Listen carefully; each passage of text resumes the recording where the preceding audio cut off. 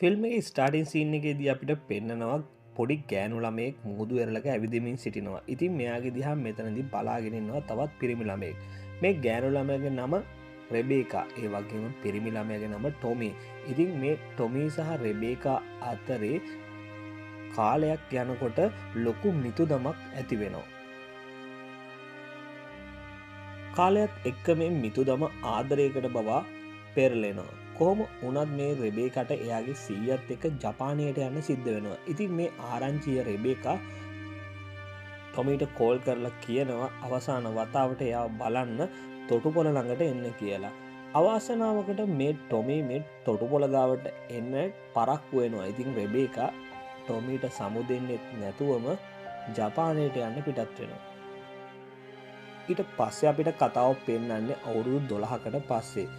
ඉතින් මේ වෙනකොට රෙබේකා යුවතියක් වෙලා. මේ රෙබේකා එනවා ටොමීව හොයාගෙන ටොමී ඉන්න ගෙදරට. රෙබේකා දකිනවා ටොමීගේ කාමරේ ටොමීගේ ඇඳුමට ගෑනු කෙනෙක් නිර්වතින් වැතිරිලා ඉන්නවත්.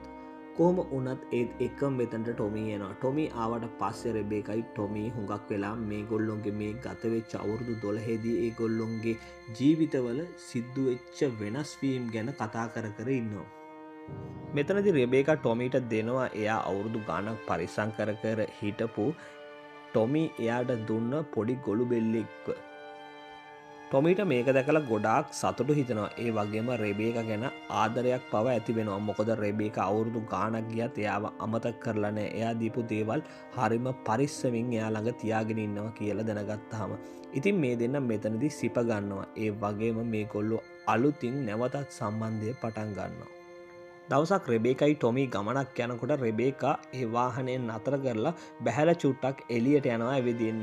ඒ අතරතුරේදී ටොමිත් එතනින් බහින්න හදනකොට එතනින් ආපු වාහනයකට ඇක්සිඩන්ට් වෙලා ටොමී එතනම මැරෙනවා. ඉතින් ඊටාම දැඩි කම්පනයකින් වාහනය ඇතුළට නගින්න රෙබේකා කිසිම දෙයක් කරගන්න බැරුව අසරණ වෙනවා. මොකද එයාගේ ආදර කතාව නැවතත් පටන් ගත්තා විතරයි යාට ඒ දේ අහිමි වුණ හින්දා. අවමංගල්‍ය කටයුතු ඉවරුණාට පස්සේ රෙබේකා ටොමීගේ දෙමව්පියෝ හම්බ වෙලා ඒ දෙමව්පියන්ගෙන් ඉල්ලනවා ටොමීගේ DNA සාම්පල්ස් වගේක්. දෙමව්පියෝ මේකට මුලින් විරුද්ධ වුණත් පස්සේ කැමති වෙලා මේ DNA සාම්පල්ස් ටික රෙබේකාට දෙනවා. ඊට පස්සේ අපිට පෙන්නනවා රෙබේකා C-section එකකට භාජනය වෙමින් ටොමීව නැවතත් බිහි කරන්න උත්සාහ කරන දර්ශනයක්. නවීන තාක්ෂණය ඔස්සේ රෙබේකාට නැවතත් මේ ටොමීව එයාගේ කුසෙන් වදන්න හැකියාවක් ලැබෙනවා. ඉතින් මේ ටොමීව මෙයා ආදරයෙන් බලාගන්නවා. දවසක් රෙබේකා එයාගේ පුතත් එක්ක කැලේ ඇවිදිමින් ඉන්නකොට ඒගොල්ලොන්ට හම්බ වෙනවා තවත් ඒ පුතාගේ වයසේ ගෑනු ළමෙක්. කොහොම වුණත් මේ ගෑනු ළමයාගේ දෙමව්පියෝ ඒ වගේම ටොමීගේ සමවයසේ ඉන්න යාළුවෝ කිසිම කෙනෙක්ගේ දෙමව්පියෝ කැමති නැහැ මේ ටොමීව ආශ්‍රය කරනවට ඒගොල්ලොන්ගේ ළමයි. මොකද ටොමී කියන්නේ මැරුණ කෙනෙක්ගේ සෛල වලින් ඉපදිච්ච ළමයෙක් කියලා ඒගොල්ලෝ දන්න හින්දා. ඉතින් මේ වෙනකොට ටොමීට එයාගේ අම්මා විතරයි යාළුවෙක් විදියට හරි කතා කරන්න හැම දෙයකටම ඉතුරු වෙලා ඉන්නේ. කාලේ ওই විදියට ගෙවිලා යනවා. ටොමී අර මැරුණ ටොමීගේ වයසටම එනවා. ඉතින් මේ වෙනකොට ටොමීට පෙම්වතියෙකුත් ඉන්නවා. ඉතින් මේ පෙම්වතියට නම් ටොමීගේ අම්මා එහෙමත් නැත්නම් රෙබේකා චුට්ටක්වත් කැමති නෑ. මේ පෙම්වතියට රෙබේකා ඉරිසියා කරන්න පටන් ගන්නවා. ටොමීගේ ගර්ල්ෆ්‍රෙන්ඩ්ගේ නම මොනිකා. ඉතින් මොනිකා ටොමීගේ ගෙදර ටොමීගේ ඇඳේ පවා එකට නිදා ගන්න ටොමිත් එක්ක පුරුදු වෙලා ඉන්නවා. දවසක් ටොමී නිදාගෙන ඉන්න අතරතුරේදී රෙබේකා ඇවිල්ලා ටොමීගේ ඇඳෙන් හාන්සි වෙනවා. ටොමී හිතන්නේ මේ මොනිකා කියලා. ඉතින් මොනිකව තුරුළු කරගන්නවා කියලා හිතාගෙන එයා එයාගේ අම්මාවම මෙතනදී ස්පර්ශ කරන්න පටන් ගන්නවා. රෙබේකා මේ හැමදේම දැනගෙනත් එයා කිසිම දෙයක් නොදන්නවා වගේ ඒ විදියටම ඉන්නවා. නමුත් ටික වෙලාවකින් ටොමීට තේරුම් යනවා මේ ඉන්නේ මොනිකා නෙමෙයි එයාගේම අම්මා රෙබේකයි කියලා. ඉතින් ටොමී ඇඳෙන් බැහැලා හදිසියෙම එයාගේ ඇඳුම හදා ගන්නවා.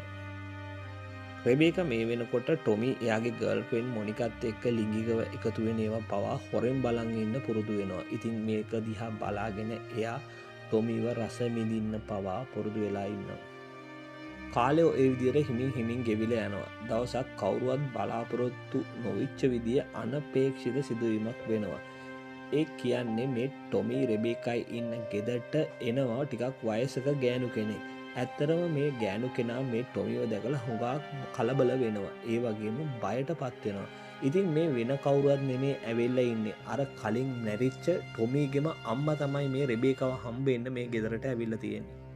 කොහොම වුණත් මේ සිදුවීමෙන් පස්සේ ටොමී ටිකක් කලබල වෙනවා. ඉතින් ටොමී අහනවා ඒ ගෑනු කෙනාගේ අතර තියෙන සම්බන්ධය මොකක්ද ඔයාට කියලා. ඉතින් රෙබේකා අන්තිමේදී මේ ඇත්තම විස්තරේ මේ ටොමීට කියන්න පටන් ගන්නවා. ඉතින් මේ හැම දෙයක්ම රෙබේකා ටොමීට පැහැදිලි කරලා කියනවා. සම්පූර්ණ කතාව ඇහුවට පස්සේ මේ ටොමීට තේරුම් යනවා එයා ක්ලවුනයක් බවත් මේ එයාගේ අම්මට ඒ ටොමී එක්ක මැරිච්ච ටොමී එක්ක ජීවත් වෙන්න තිබුණ ඌමනාවට තමයි එයාව හදාගෙන තියෙන්නේ කියලා කියන එක.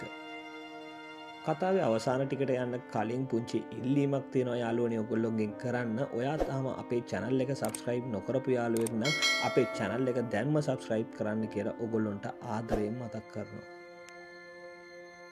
ඉතින් මේ සම්පූර්ණ කතාවෙන් පස්සේ ටොමීට එයාගේ අම්මා රෙබේකා ගැන හුඟක් දුක හිතෙනවා. ඇත්තටම මේ රෙබේකාට ටොමී මෙතනදී අනුකම්පා කරනවා. ඉතින් මේ රෙබේකා අවුරුදු ගාණක් බලාපොරොත්තු වෙච්ච බලාගෙන හිටපු විදිහටම ටොමී එයාගේ අම්මව එදා මුළු රෑම ලිංගිකව සතුටු කරන්න තීරණය කරනවා. හැබැයි මේ ලිංගික සතුට රෙබේකට හම්බ වෙන්නේ తాවකාලිකව. එයා ඊට පහුවෙන්දා එහෙම නැත්නම් ටොමී ඊට පහුවෙන්දාම එයාගේ ගමන් මළු ලෑස්ති කරගෙන මේ රෙබේකව දාලා ඒ ගෙදරින් යන්න තීරණය කරලා ඉවරයි. ටොමී ගෙදරින් යන්න කලින් මේ රෙබේකාට ස්තුතිවන්ත වෙනවා ඔහු වෙනුවෙන් ඇය කරපු කැපකිරීම ගැන කියලා. ඉතින් ඔන්න ඔය විදියට අද අපි ඔයගොල්ලොන්ට අරගෙන ආපු 2010 වර්ෂයේදී රිලීස් වෙච්ච වොම් කියන ලස්සන මූවි එකේ රිවිව් එක අවසන් වෙනවා. මූවි එකේ රිවිව් එක හොඳයි නම් ලයික් එකක් දාන්න. ඉස්සරහටත් මේ වගේ මූවි රිවිව්ස් බලන්න අපිව සබ්ස්ක්‍රයිබ් කරලා නැත්නම් දැම්ම සබ්ස්ක්‍රයිබ් කරලා අපිත් එක්ක එකතු වෙන්න කියලා ඔයගොල්ලන්ට ආදරයෙන් මතක් කරනවා.